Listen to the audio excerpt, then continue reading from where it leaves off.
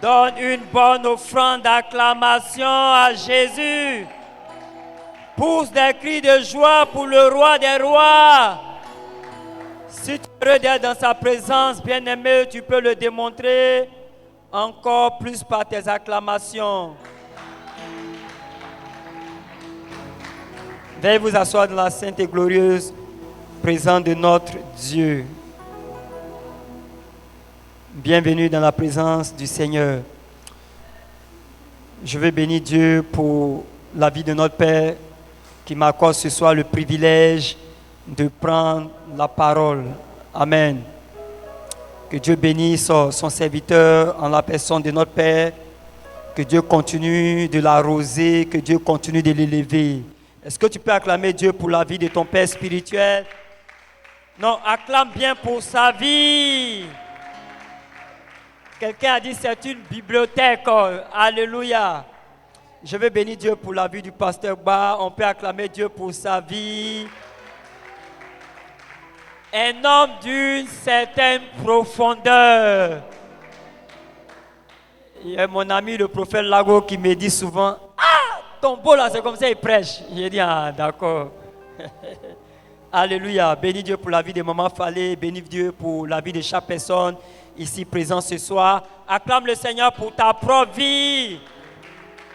Nous bénissons également tous ceux qui nous suivent en ligne. Amen. Que Dieu bénisse ce moment, que Dieu bénisse sa parole. Amen. Avant de donner le thème de mon message, j'ai été béni tout à l'heure par une parole que le pasteur Ba a dit. Bien aimé, ça a fait un tic dans mon esprit.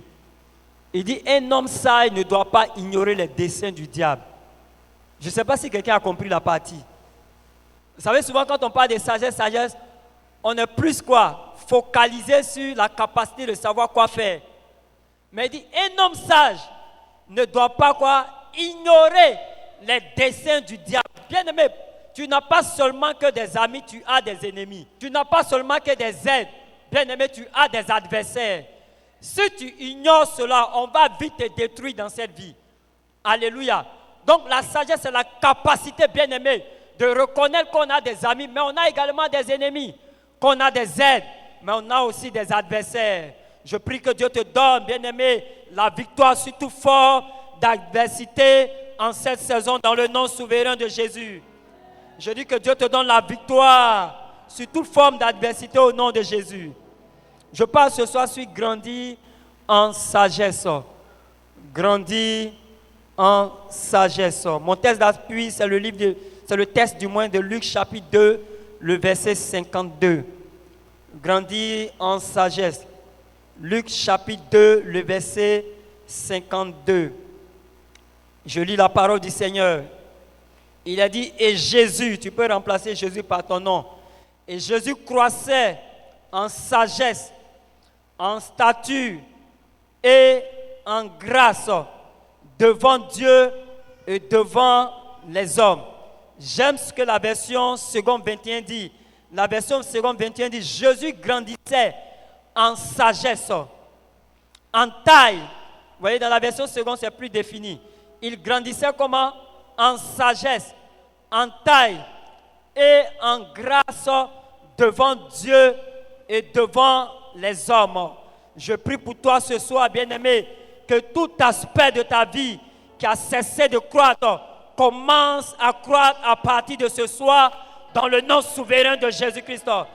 Bien-aimé, si tes finances avaient cessé de croître, je prie ce soir dans le nom souverain de Jésus-Christ que tes finances reprennent leur croissance dans le nom de Jésus-Christ. Que tout aspect de ta vie où tu n'expérimentais plus la croissance, qu'à partir de ce soir, Dieu t'accorde la grâce d'expérimenter à nouveau la croissance dans cet aspect au nom de Jésus. Je dis dans le nom de Jésus. Bien aimé, nous devons comprendre que personne n'est né sage. Aucune personne sur cette terre ne naît sage. Même Jésus n'est pas né sage. S'il était né sage, la Bible n'allait pas dire qu'il grandit en sagesse. Alléluia. Donc personne n'est né sage. Nous devenons tous, bien aimés, des personnes sages. Alléluia. J'aime ce que le texte de Jean chapitre 1 dit. Il dit à tous ceux qui l'ont reçu, il leur a donné le pouvoir de devenir. Donc tout ce qu'un homme est, tu peux le devenir bien aimé, si tu es capable de suivre le même chemin que la personne. Donc, si un homme est sage, bien aimé, cela sous-entend que toi aussi tu peux devenir sage si tu as la capacité de demander aussi la sagesse dans le nom souverain de Dieu. Si les gens naissaient sages, Salomon n'allait pas demander de la sagesse. Bien aimé, la sagesse n'est pas un héritage. Tu peux avoir des parents sages et naître comme un idiot. L'histoire du fils prodigue me demande, bien aimé, qu'il est possible d'être un homme sage et mettre au monde un idiot. Son père, bien aimé, pour que son père emmagasine des richesses, il a fallu que cet homme soit doté d'une certaine sagesse.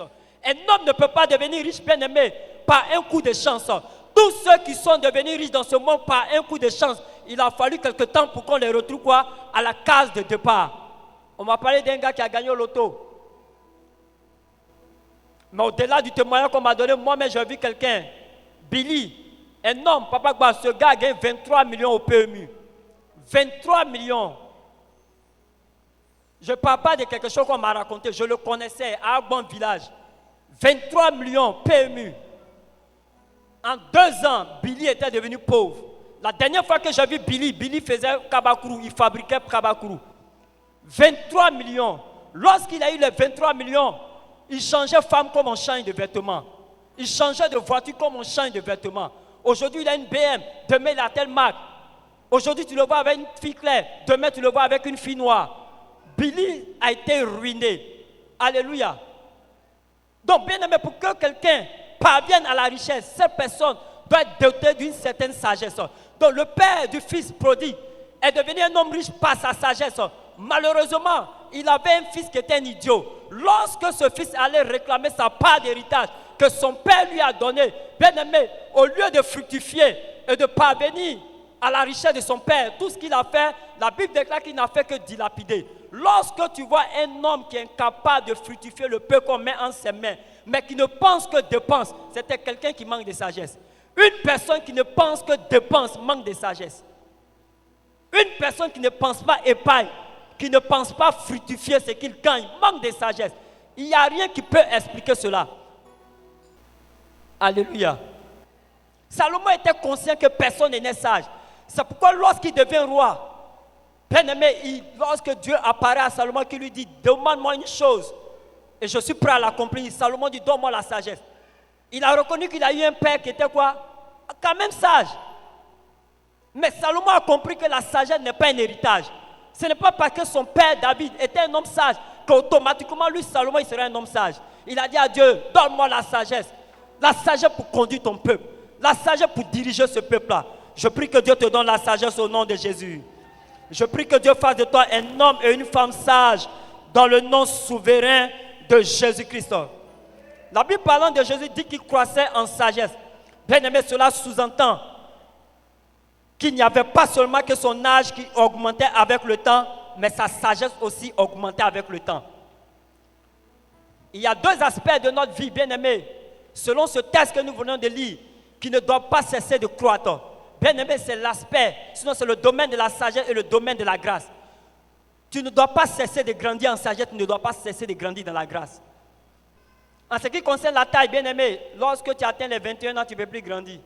Ta taille ne peut plus s'augmenter. Mais tu dois continuer de grandir dans la sagesse, tu dois continuer de grandir dans la grâce. Je te vois grandir dans la grâce et dans la sagesse au nom de Jésus.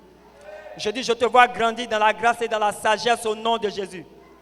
Malheureusement, bien aimé, certains chrétiens n'ont plus expérimenté de croissance dans ces 2 domaines de leur vie depuis les 10 dernières années. Il y a des personnes, la sagesse qu'elles ont aujourd'hui, bien aimé, c'est une sagesse qui date de 10 ans. C'est-à-dire quand tu les prends 10 ans en arrière, la sagesse avec laquelle elles fonctionnaient, c'est avec cette même sagesse qu'elles continuent de fonctionner. Tu sais pourquoi plusieurs sont en retard? Lorsque ta sagesse ne croit pas, bien aimé, tu seras en retard. Lorsque tu opères aujourd'hui avec la sagesse d'il y a 10 ans, bien aimé, tu es en retard. Pour que ta vie avance, tu as besoin d'une mise à jour. Pour que ta vie avance, bien aimé, tu as besoin, bien aimé, de grandir en sagesse. Je prie que Dieu te donne la sagesse qui va te permettre de rattraper tout retard de ta vie au nom de Jésus. Oh, tu ne dis pas bien amen à ça. Je dis que Dieu te donne une sagesse qui te permettra de rattraper les retards de ta vie au nom souverain de Jésus. Il est possible de rattraper les retards de la vie. Et je te vois rattraper les retards de ta vie au nom souverain de Jésus-Christ. Il y a un lien étroit entre la progression de ta vie et le développement de ta sagesse. Qu'est-ce que j'ai dit? Il y a un lien étroit entre la progression de ta vie et le développement de ta sagesse. Remarquez, avant que Dieu n'ouvre la porte de la primature de l'Égypte à Joseph, il a pris le soin d'accroître la sagesse de Joseph. Si Joseph, bien-aimé, avec la sagesse avec laquelle il est arrivé chez Potiphar, Dieu ne pouvait pas lui ouvrir la porte de la primature, il allait échouer. Il n'avait pas encore la sagesse qu'il fallait pour diriger un État. C'est pourquoi Dieu l'a fait passer par un processus afin d'accroître sa sagesse pour qu'il soit à mesure de diriger un État. Je prie que Dieu accroisse ta sagesse, bien-aimé, et que dans les mois qui suivent, que tu ne sois plus à la même place dans le nom souverain de Jésus. Oh, je dis que Dieu te donne une sagesse qui va te faire passer du stade où tu es au stade auquel tu aspires dans le nom souverain de Jésus. Bien-aimé, le pont entre le stade où tu es et le stade auquel tu aspires n'est rien d'autre que la sagesse. Tout ce dont tu as besoin pour quitter le stade où tu es, pour être là où tu veux être, bien-aimé, ça s'appelle la sagesse. Que Dieu te donne la sagesse qui te permettra de franchir, bien-aimé, le prochain niveau de ta vie au nom souverain de Jésus. Oh, je dis que Dieu te donne la sagesse qui te permettra de franchir le prochain niveau de ta vie dans le nom souverain de Jésus. Je refuse que tu meurs en prison. Parce que Joseph n'est pas mort en prison, je refuse que tu meurs en prison. Parce que Joseph n'est pas mort dans la maison de Potiphar, je refuse que tu finisses ta vie dans la maison de Potiphar. Je refuse que tu finisses ta vie, bien-aimé, comme employé. Mais que Dieu te donne la sagesse de passer du stade employé au stade employeur dans le nom de Jésus. Oh, quelqu'un n'a pas compris. Tout ce dont tu as besoin pour passer du stade d'employé à celui d'employeur, c'est la sagesse. Dans le livre de Matthieu chapitre 20, il est dit qu'un maître est sorti un matin pour louer des employés. Donc, dans cette parabole, on nous donne quoi? Deux catégories de personnes. Vous allez remarquer toujours que les employeurs sont peu nombreux, les employés sont assez. Là, on dit un maître, on n'a pas dit des maîtres, mais les employés étaient nombreux. Au point où on avait loué plusieurs, mais il y en avait encore qui ne faisaient rien. Bien-aimé, lorsque tu as juste la mentalité d'avoir un travail, tu vas rester toujours employé. Que Dieu te donne une sagesse, bien-aimé, où tu aspireras à devenir un employeur et non à celui de rester quoi? Employé. J'aime l'attitude de Jacob. Lorsqu'il est chez son beau-père Laban, un matin, Jacob dit à son beau-père Laban, écoute, ça fait 20 ans que je suis avec toi. Quand est-ce que je vais travailler pour ma propre maison? En d'autres termes, quand est-ce que je vais devenir mon propre patron? Quand est-ce que je vais devenir mon propre maître? Bien-aimé, dans la vie, il y a un temps où on travaille pour les gens, un temps où on travaille avec les gens, et puis un temps où on travaille pour soi-même. Je prie et je refuse, bien-aimé, que tu finisses ta vie comme employé dans le nom souverain de Jésus-Christ. Oh, je dis, je refuse que tu finisses ta vie comme employé dans le nom souverain de Jésus. Papa, lorsque j'ai lu l'histoire d'Abraham, merci de jouer doucement. Lorsque j'ai lu l'histoire d'Abraham et que je vois que c'est à 75 ans que Dieu appelle Abraham et que dans l'administration, les gens vont à la retraite à 65 ans, je me dis il y a quelque chose qui ne va pas. Cela sous-entend que, bien aimé, ce que les gens appellent la retraite est juste une phase où Dieu veut te faire passer du stade d'employé à celui d'employeur. Parce que lorsque tu vas à la retraite, tu dois être à mesure, bien aimé, de mettre à profit toute la connaissance acquise durant ton temps de service. Mais lorsque tu deviens, bien aimé, tu es à la retraite et que tu vas t'asseoir, les pieds croisés, les mains croisées pour jouer dame et ludo au quartier, cela sous-entend que tu manques de sagesse. Comment est-ce que je suis devenu, comment est-ce que j'ai commencé les histoires de coups à domicile? À un moment, la galère était vraiment chaude. Et puis je priais. Et puis un jour, le Seigneur m'a dit, mais tu es allé à l'école, non? Quand tu es allé à l'école, tu es allé faire quoi? C'est pas pour emmagasiner de la connaissance. La connaissance que tu as emmagasinée, il y a des gens qui ont besoin de ça. Donc, qu'est-ce que tu as fait? C'est de vendre cette connaissance que tu as acquise à l'école. En contrepartie, tu vas recevoir de l'argent. Alléluia. Et c'est ça aussi la sagesse. Être en mesure de s'asseoir pour dire, l'État m'a mis à la retraite, mais je ne suis pas à la retraite. Qu'est-ce que je vais faire? Toute la connaissance que j'ai acquise durant 30 ans de service, je vais ouvrir moi-même ma prostituée et partager cette connaissance-là avec des personnes. Parce qu'après 30 ans de service, si tu n'es pas devenu un expert dans ton domaine, il y a problème. Malheureusement, plusieurs ne deviennent pas experts dans leur domaine parce qu'ils travaillent pour le salaire et non pour acquérir l'expertise. Lorsque, bien aimé, tu te donnes en fonction du salaire, tu ne vas jamais acquérir de l'expertise. Lorsque tu es dans un service, ne travaille pas seulement pour le salaire. Lorsque tu travailles pour le salaire, bien aimé, ton rendement sera en fonction du salaire. Plus le salaire est élevé, plus tu vas te donner. Moins, c'est-à-dire plus le salaire sera bas, moins tu vas te donner. Alors qu'une personne qui se donne moins dans son travail ne peut jamais acquérir de l'expertise. Joseph travaillait dans la maison de Potiphar, il n'avait pas un centime. Il était juste qu'un esclave. Mais bien aimé, c'est dans la maison de Potiphar qu'il a appris la gestion quoi? La gestion économique, la gestion des affaires. C'est dans la maison de Potiphar. Pourquoi? Parce qu'il se donnait entièrement. Et comme je le sais, la Bible déclare que Potiphar même va témoigner pour dire Dieu a commencé à faire quoi? À faire prospérer ses affaires depuis que Joseph est arrivé dans sa maison. Comment est-ce que je sais que tu commences à devenir expert? Lorsque tu fais avancer ton entreprise. Lorsque ta présence, ton travail, ton rendement fait avancer ton entreprise, tu es en train d'acquérir de l'expertise. Alléluia. Je dis Alléluia. Oh, je dis Alléluia. Que Dieu fasse de toi un expert dans ton domaine au nom de Jésus. Je dis que Dieu fasse de toi un expert dans ton domaine au nom souverain de Jésus-Christ. Je dis au nom souverain de Jésus-Christ. Donc, lorsqu'on te dit, va l'arrêter, bien-aimé, ne commence pas à pleurer, ne commence pas, non. Dis-toi qu'on te donne l'occasion de devenir patron. Amen. Donc, il a fallu que Dieu prenne le soin de donner une certaine sagesse à Joseph avant de le mettre au sommet. Parce que, bien-aimé, on n'avait pas besoin de quelqu'un qui explique des rêves comme Premier ministre.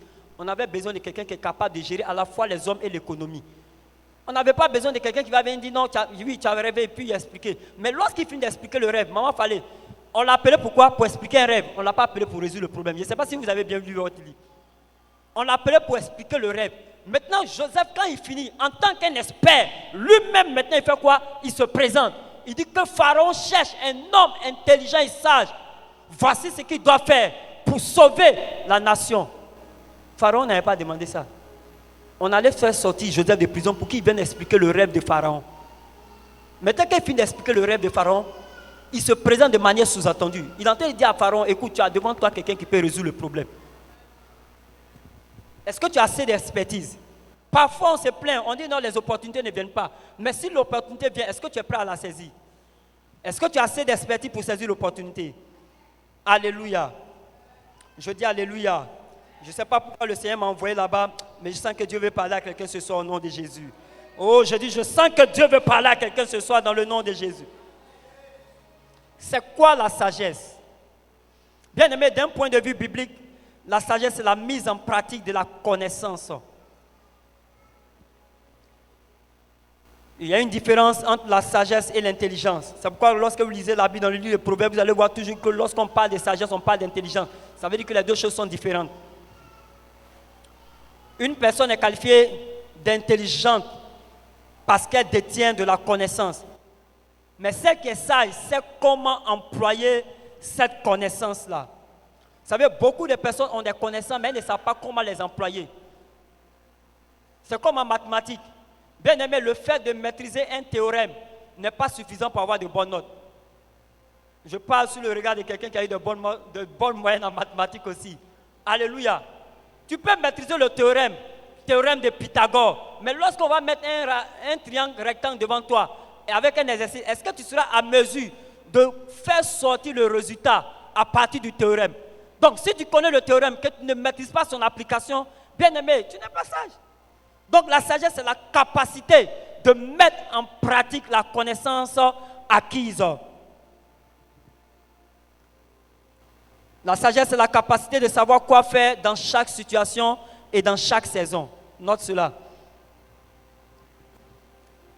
La sagesse, c'est la capacité de savoir quoi faire dans chaque situation et dans chaque saison. La Bible parlant des fils d'Issachar dit qu'ils avaient la sagesse des temps pour savoir ce qu'Israël devait faire. Nous pouvons voir cela dans le livre de Chroniques 12, verset 32. où il a dit, des fils d'Issachar, ayant l'intelligence des temps pour savoir ce que devait faire Israël. Pour savoir ce que devait faire Israël. Dans la saison présente, qu'est-ce qu'on doit faire? Bien-aimé, dans cette saison, il y a des pas que tu dois prendre. Est-ce que tu le sais? Est-ce que tu maîtrises ce pas? Ta vie n'avance pas parce que tu pries seulement. Ta vie avance parce que tu sais quels sont les pas appropriés à prendre dans une saison. La dernière fois, j'ai appelé mes parents, ils disent qu'ils sont en train de quoi? Débroussailler. Parce qu'ils doivent semer. Donc, ils savent que dans cette saison-là, ils doivent débroussailler. Donc, celui qui dort, et quand les pluies vont tomber, et que lui va aller débroussailler maintenant, il est en retard. Les autres seront en train de semer, et lui sera en train de nettoyer son champ. C'est quelqu'un qui n'est pas sage. Donc, la sagesse, c'est la capacité de savoir quoi faire dans chaque situation, quoi faire dans chaque saison. Lorsque tu as 21 ans, est-ce que tu sais quels sont les pas à prendre à 21 ans? Lorsque tu as 40 ans, qu'est-ce que tu sais les pas à prendre dans tes 40 ans? Quels sont les pas à prendre? Notre Père, inspiré par le Saint-Esprit, a dit c'est notre année de sagesse. Mais bien aimé, ça c'est de façon générale, mais toi-même de façon individuelle. Est-ce que tu sais les pas que tu dois prendre, les choix que tu dois opérer, les décisions que tu dois prendre dans cette saison? Et c'est la sagesse qui est capable, bien aimé, de t'aider. Lorsque Jésus était face à une foule affamée, en Jean chapitre 6, lorsqu'il a donné les instructions aux disciples, il leur a dit, donnez-vous vous-même à manger. La Bible déclare qu'il a dit cela pour les éprouver, mais lui-même savait quoi faire. Donc, il a dit cela pour éprouver les disciples, mais lui, il savait quoi faire dans cette situation. Dans le livre de Luc, parlant de l'économe infidèle, la Bible déclare que le maître loua l'économe infidèle à cause de sa prudence. C'est quoi l'histoire? On dit qu'un homme riche avait un économe qui dilapidait ses biens. Un matin, il appelle l'économe, il dit, j'ai appris ce que tu fais. Il y a tous les kwakwatos partout. Mais il fallait, il a appris comment? C'est un kwakwato qui allait lui dire, ah, j'ai vu ton économe là, hein? Hier. Le show, il a fait hier. Lui seul, il a dépensé 500 000 d'un bar. Ah bon? Un autre est venu, il dit, c'est lui qui était le parrain du tournoi de Maracana, du quartier. Ah bon? Un autre est venu, il dit, ah, maintenant là, il paraît que c'est lui qui paraît même Miss du quartier. Le gars dit, ah, donc il gaspille mon argent. Il dit, mon ami, viens. J'ai appris ce que tu fais. Donc, je vais faire quoi? Retirer entre tes mains la gestion de mes affaires. Le gars s'est assis, il dit, ah, allez demander. J'en ai honte. Vous savez, les mendiants, c'est les gens qui n'ont pas honte.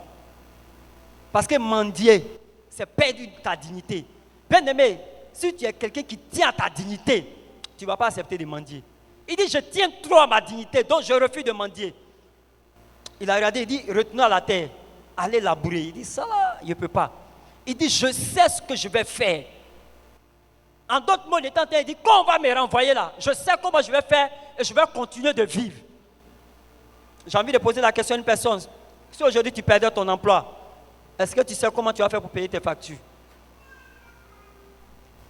Dans les 3 mois qui suivent, avant même d'obtenir un emploi, est-ce que tu sais comment faire pour payer tes factures?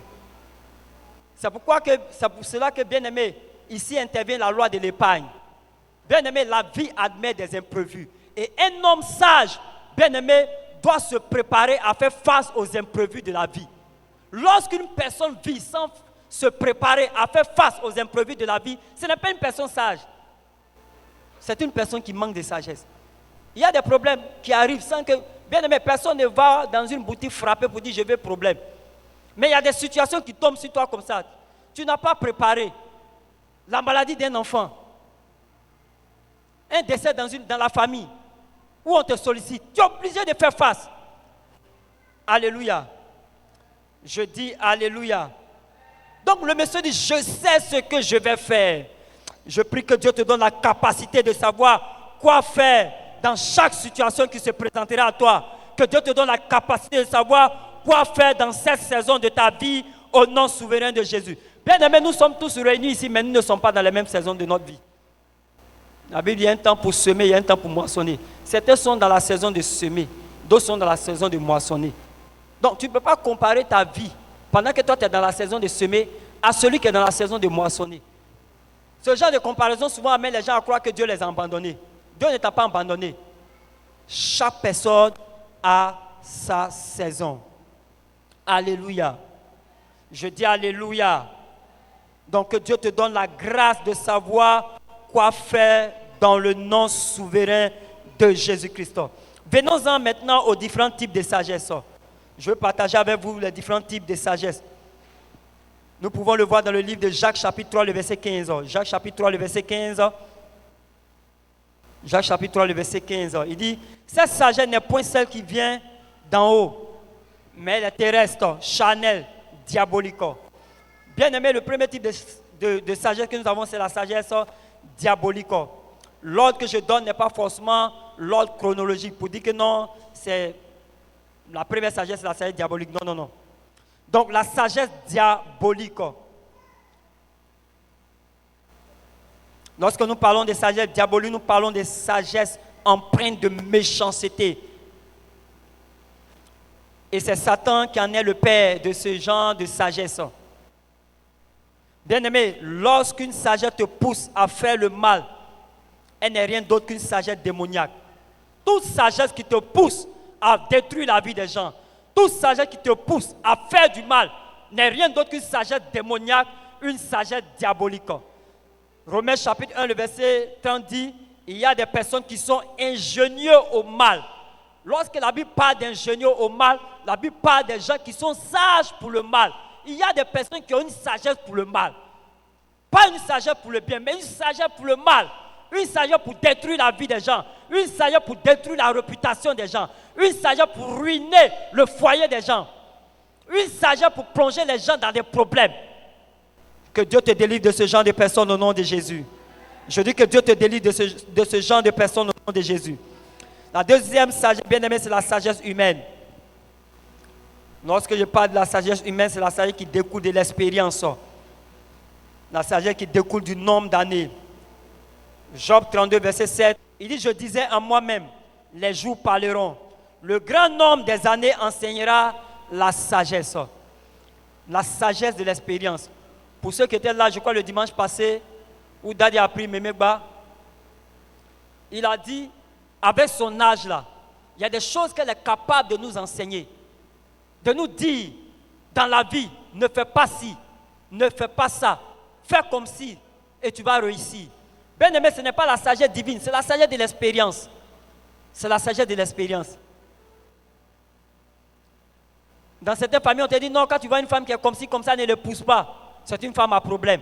C'est la sagesse de l'expérience. Ce n'est pas parce qu'ils ont entendu la voix de Dieu leur parler, mais avec le temps, ils ont vu les mêmes scènes se répéter. Or, la Bible dit, il n'y a rien de nouveau sous le soleil. Ce qui a été, c'est ce qui sera. Alléluia. Donc, quand les gens s'asseyent, ils analysent. Il y a 10 ans en arrière, les mêmes choses se sont produites. Encore les mêmes choses arrivent. Donc, les gens se disent que finalement, si tu prends ce chemin, voici ce qui va t'arriver. Donc, la sagesse humaine, elle découle de l'expérience de la somme des années. Et nous avons le troisième type de sagesse qui est la sagesse divine. Dis avec moi la sagesse divine. C'est une sagesse qui n'est pas acquise par les expériences de la vie, ni par le nombre d'années.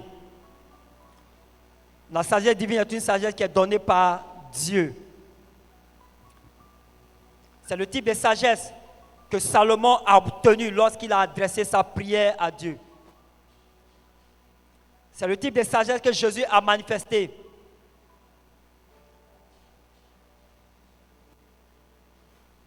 En Matthieu chapitre 13, le verset 54, parlant de Jésus, on dit, s'étant rendu dans sa patrie, il enseignait dans la synagogue, de sorte que ceux qui l'entendirent étaient étonnés et disaient, d'où lui viennent cette sagesse et ces miracles? D'où lui viennent cette sagesse et ces miracles? D'où lui viennent? En fait, ils se sont rendus compte que ce n'est pas Nicodème. Comment il s'appelle? C'est ça, non, Nicodème. Ce n'est pas Nicodème qui enseignait ça à Jésus. Ce ne sont pas les docteurs de la loi qui enseignent cette sagesse-là à Jésus. Parce qu'ils sont toujours avec les docteurs de la loi, ils n'ont jamais entendu le type d'enseignement que Jésus leur donnait dans la bouche des docteurs de la loi. Alors ils posent la question, mais d'où est-ce qu'il sort? D'où est-ce qu'il sort cette sagesse-là? Et la réponse, c'est une sagesse qui vient de Dieu. Ce n'est pas une sagesse qu'il a apprise dans un livre. Ce n'est pas une sagesse qu'il a reçue d'un homme. C'est une sagesse qu'il a reçue de Dieu. Que Dieu t'accorde une telle sagesse au nom de Jésus. Oh, je dis que Dieu t'accorde une telle sagesse au nom de Jésus. Et que, bien-aimé, dans notre génération, que les gens soient à mesure de dire d'où te vient cette sagesse. Alléluia.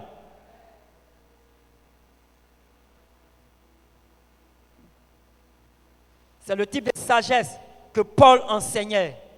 Dans le livre de 1 Corinthiens chapitre 2, le verset 6, il dit cependant, c'est une sagesse que nous prêchons parmi les parfaits. Ce matin, je disais, on dit souvent, il y a des terrains qui sont durs pour le ministère. Mais ma Bible me dit que les gens quittaient les contrées lointains pour venir faire quoi? Entendre la sagesse de Salomon. Les gens venaient de partout. Il dit tous les peuples. Donc quand on dit tous les peuples, ça veut dire également de toute religion. Les gens de toute religion et de toute race venaient juste pour entendre la sagesse de Salomon. Maman Fallait, tu ne peux pas entendre de Dieu sans que les gens, et puis les gens ne vont pas t'écouter. Salomon ne faisait pas publicité. Dieu merci, en son temps, il n'y avait pas Facebook, il n'y avait pas YouTube, il n'y avait pas Internet. Mais quand une personne entendait Salomon parler, la personne partait dire, j'ai vu quelqu'un là. Il parle. Parfois que je lis ma Bible, je dis Seigneur, aide-nous. Même parlant de Jésus, parce que Jésus a dit, il y a ici plus grand que Salomon. Comment des gens peuvent rester 3 jours? Parce que ceux qui étaient affamés, la Bible déclare qu'ils sont restés pendant 3 jours en train d'écouter quelqu'un. Prêcher, enseigner pendant 3 jours. Je ne sais pas s'il enseignait la nuit ou bien s'il partait dormir. Mais la Bible dit qu'ils sont restés pendant 3 jours dans un lieu désert en train d'écouter quelqu'un parler. Mais les mêmes personnes n'ont jamais pris le temps d'aller écouter Nicodème. Mais pendant 3 jours, ils sont assis, sans se laver. Ils n'ont pas dit non, écoute, je sens. Ils sont restés là parce que ce que Jésus disait, bien-aimé, leur faisait du bien. Que Dieu t'envoie à ce niveau au nom de Jésus. Je dis que Dieu t'envoie à ce niveau au nom de Jésus. Il dit sagesse qui n'est pas de ce siècle, ni des chefs de ce siècle qui vont être anéantis. Paul dit, nous prêchons la sagesse de Dieu.